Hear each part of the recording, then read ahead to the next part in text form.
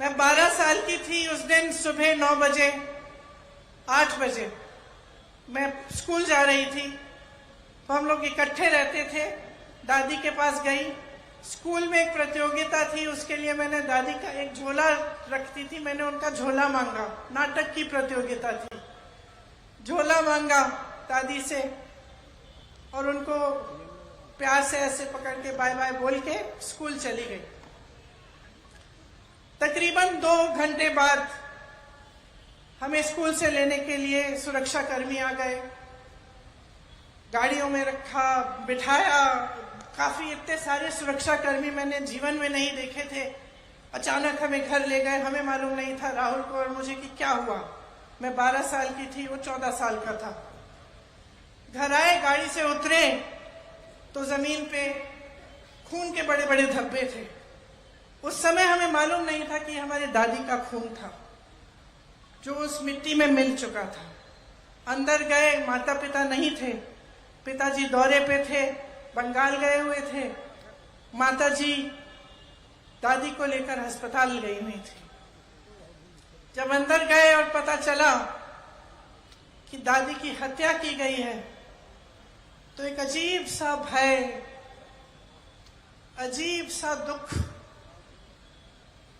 मन में जागा और ऐसे लगा कि क्या अगले दिन सुबह हो भी सकती है कि हमारी दादी, जो सिर्फ हमारी दादी नहीं थी लेकिन एक महान शख्सियत थी, क्या उनको इस तरह से कोई खत्म भी कर सकता है, और इतनी हिंसा से। और अक्सर मैं सोचती हूं कि इतनी हिंसक घटना घटी हमारे साथ। हमारी दादी मां समान थी हमारे,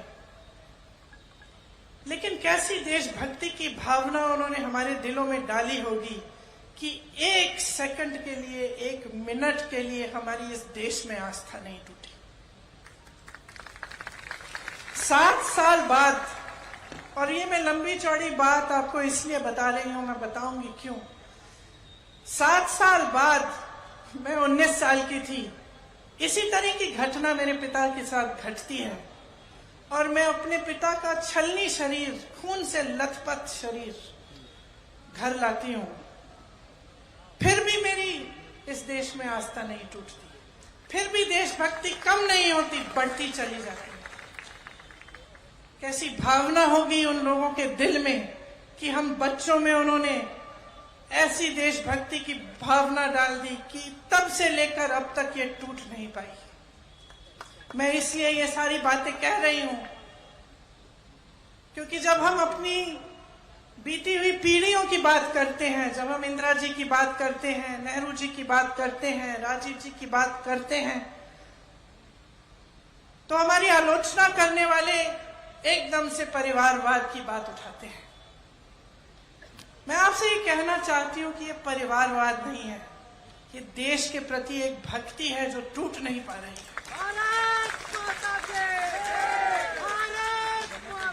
और ये एक श्रद्धा है दिल में आप सबके लिए, आपके लिए जो आप यहाँ बैठे हैं, मेरी बहनों आपके लिए, मेरे भाइयों आपके लिए, जो इस देश का किसान है उसके लिए, जो दिन रात एक करता है उस खेती के में से कुछ बनाने के लिए, उपज करने के लिए, हमें खिलाने के लिए, जो अन्नदाता है इस देश का, उसके लिए आस्था है। जिसका बेटा जवान बनके सेना पे तैनात होता है हमारे लिए, जो मेरी दादी की तरह, मेरे पिताजी की तरह इस देश के लिए अपनी जान देने के लिए तैयार होता है, उसके प्रति आस्था है। और ये कुछ भी कह लें, कुछ भी कर लें, ये आस्था कभी नहीं तोड़ पाएंगे, ये देशभक्ति कभी नहीं तोड़ पाएंगे। और आज चुनाव के मंच पर ये बातें इसलिए कर रही हूं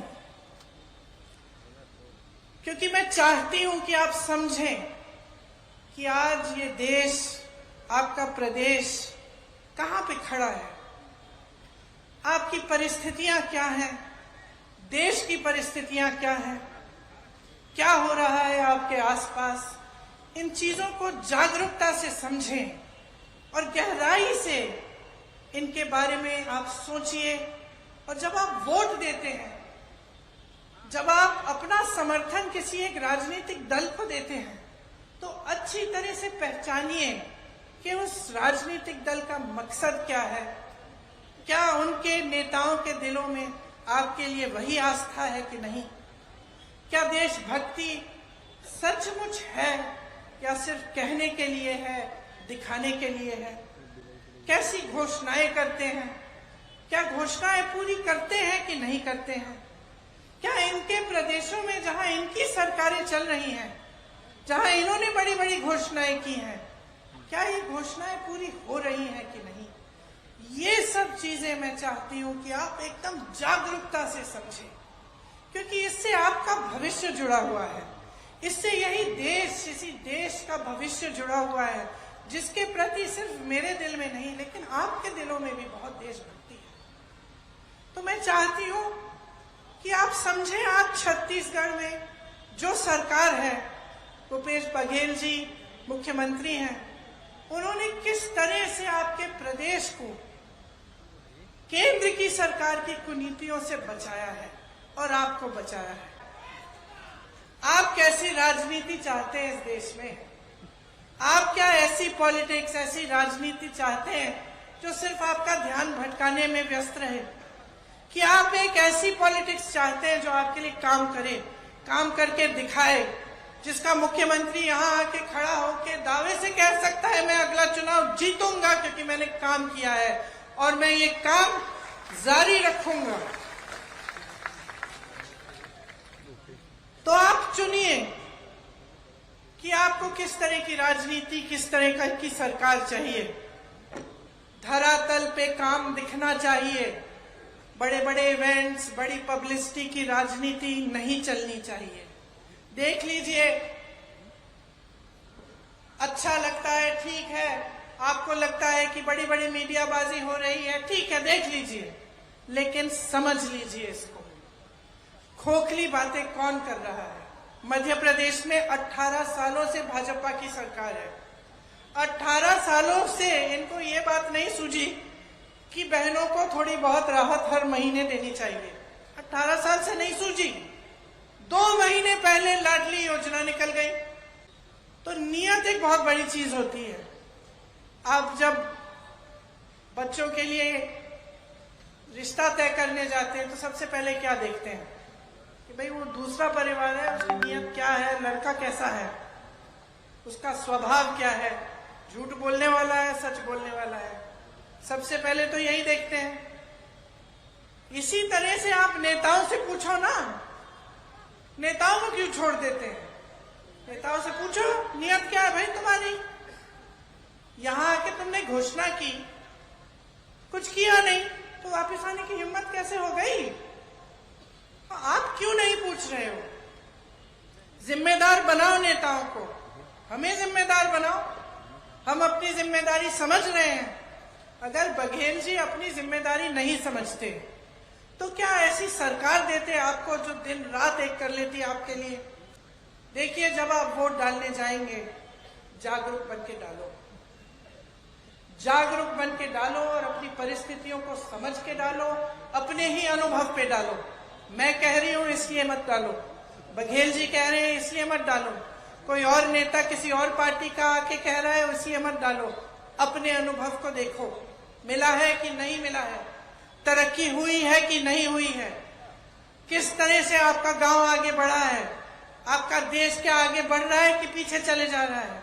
जो नेता सामने आ रहा है वो आपको आगे बढ़ाने की बात, विकास की बात, रोजगार की बात, महंगाई घटाने की बात कर रहा है या धर्म की बात कर रहा है आपको एक दूसरे से लड़ाने के लिए? जागरूक बनो। जागरूक बनोगे तो तुम्हारा भविष्य कोई बिगाड़ नहीं पाएगा। सबसे बड़ी देशभक्ति यही है बहनों और भाइयों, इससे बड़ी कोई देशभक्ति नहीं है कि ये जो वोट है तुम्हारा, ध्यान से सोच समझ के जागरूक बन के तुम डालो और ऐसी पार्टियों को बढ़ाना बंद कर दो जो आपका ध्यान हटा देती हैं। आपका ध्यान अर्जुन के ध्यान की तरह होना चाहिए, एकदम केंद्रित। जैसे अर्जुन ने मछली की आंख से अपना ध्यान नहीं हटाया, अपने भविष्य से अपना ध्यान मत हटाओ। पूरी काबिलियत है, कांग्रेस पार्टी में पूरी काबिलियत है आपके भविष्य को मजबूत बनाने की, पूरी काबिलियत है, इच्छा है, नियत है, ताकत है, और हम करके दिखाएंगे। और हमने यहाँ पे छत्तीसगढ़ में अपनी ताकत और अपनी नियत दिखाई है आपको।